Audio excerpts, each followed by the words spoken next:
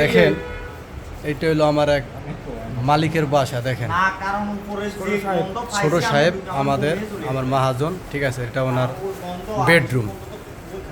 সবাই একটু দেখবেন কত সুন্দর একটা রুম বানাইয়া রাখছে। দেখেন হয়তো বিশ্বাস করবেন না, ঠিক আছে।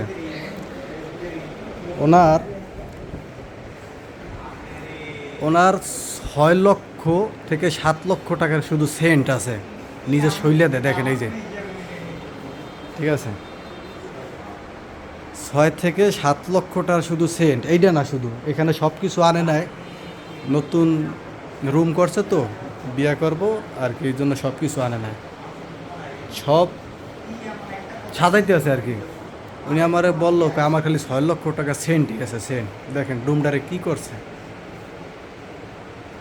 টাকা পয়সা থাকলে কি করবো কোন, কই ভালাইব।